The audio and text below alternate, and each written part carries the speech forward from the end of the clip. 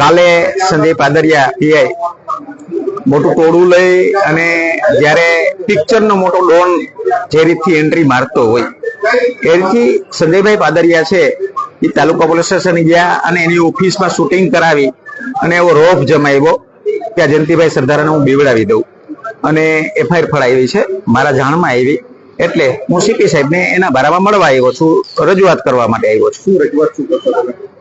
હું નિર્દોષ છું, મારી ઉપર ખોટી એફઆઈઆર દાખલ કરી છે તો સાહેબ એમાં મને એફઆઈઆર રદ કરવા માટે વિનંતી। ગઈકાલે સંજય પાદરીએ એવું નિવેદનમાં લખાવ્યું હતું કે જે જયંતિભાઈ સરદારા છે તેને મને ઉશ્કેર્યો હતો, ગાળો દીધી હતી અને ખોડલધામ વિશે અપશબ્દો બોલ્યા હતા।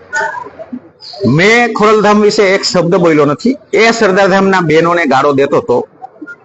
હવે એ માણસને છૂટવા માટેના આ બધા પેતરા છે, પોતાની ઉપર હેવી કલમ છે, હુમલો કર્યો છે, સાબિત થયું છે।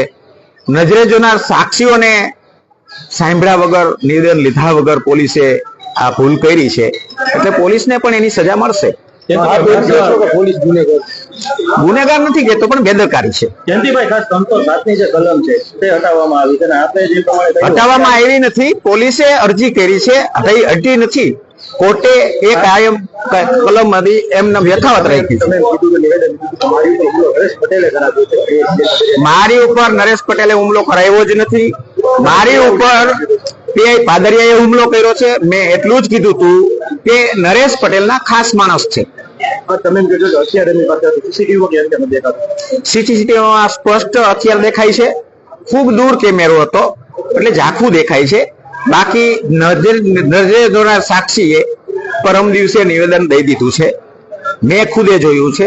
ભોગ બનનાર વ્યક્તિ જો ખુદ કહેતી હોય તો એમાં બીજી શંકા કરવાનો વાત જ નથી આવતી। પોલીસ તપાસ તો તમારી વિરુદ્ધ બધી પુરાવા મળશે, તમારી ધરપકડ થશે। મારા વિરુદ્ધ પુરાવા મળે અને હું સાચો ઠરું તો ધરપકડ કરે મને વાંધો નથી, પણ આ ખોટું જ ઉપજાવી કાઢેલું છે।